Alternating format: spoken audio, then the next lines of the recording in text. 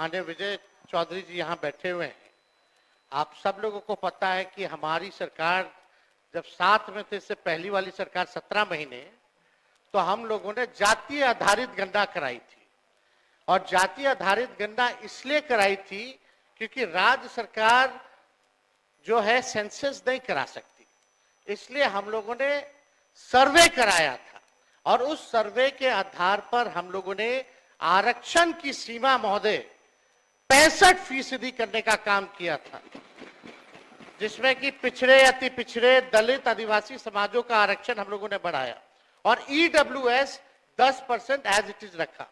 आज संविधान दिवस है महोदय, और संविधान दिवस के दिन पर कम से कम ये चर्चा, कम से कम सरकार से अपेक्षा ये की जाएगी कि इसका कम से कम जवाब देने का काम करे और इस दिशा में आरक्षण जो हमारी सरकार जो महागठबंधन की थी पूर्व में, जो 65% हम लोगों ने बढ़ाया था, इसके लिए क्या कदम उठा रही है फिर से लाने के लिए। अध्यक्ष महोदय, आप जान रहे हैं कि हाई कोर्ट 9/11/23 में यह पारित हुआ था मेरे जन्मदिन के अवसर पर, आपको बखूबी याद होगा। और ये 20/6/24 को जो है मना कर दिया गया हाईकोर्ट द्वारा, और ये दिया गया कि इसका जो है प्रॉपर स्टडी जो है नहीं हो पाया है, इसको देखते हुए इसको निरस्त कर दिया गया।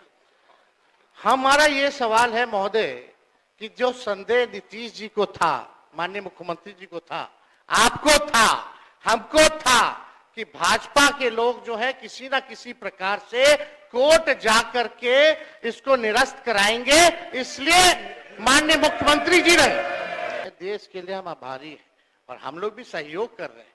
लेकिन माननीय मुख्यमंत्री जी जब हम लोगों ने पारित किया 9/11/2023 में, तो एक तय हुआ हमारे मंत्रिमंडल द्वारा कैबिनेट में माननीय मुख्यमंत्री जी के आदेश पे कि डर है कि कहीं ये कानून जो हम लोगों ने आरक्षण का लाया है खत्म ना हो जाए, इसके लिए आप सब लोग मिलकर के प्रेस कॉन्फ्रेंस कर लीजिए।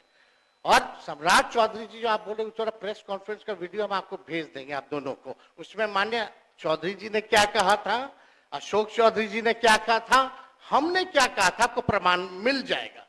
चलिए, दूसरी बात मेरा यह है कि अब तो स्टडी अब तो सुप्रीम कोर्ट में चल रहा है, अब हम लोग भी सुप्रीम कोर्ट में आरजेडी भी पार्टी बनी हुई है उसको लेकर के।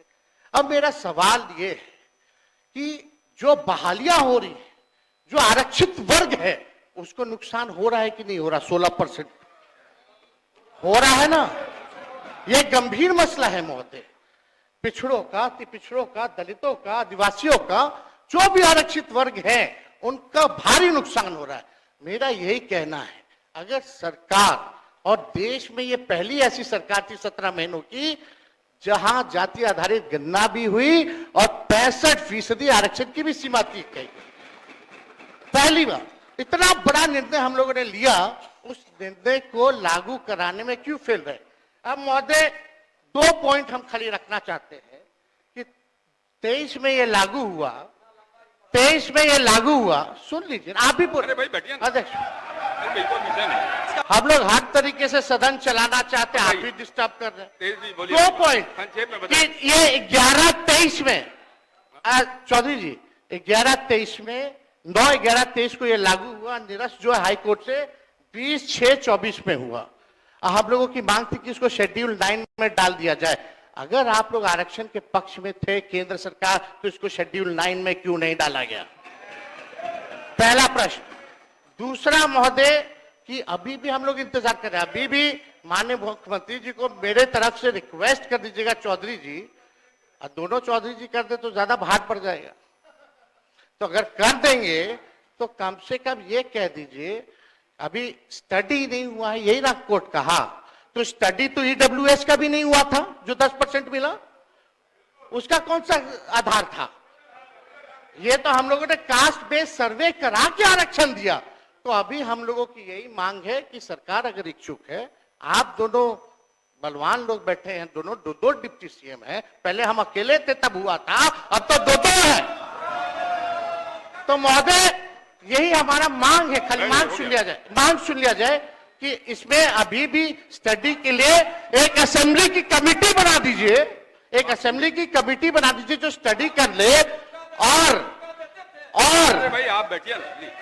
अरे अरे सुन नहीं दे रहा, क्या व्यवहार है, आप डिप्टी सीएम है यार, डिप्टी सीएम जैसा बर्ताव कीजिए। इधर देख के बात करिए नेता प्रतिपक्ष।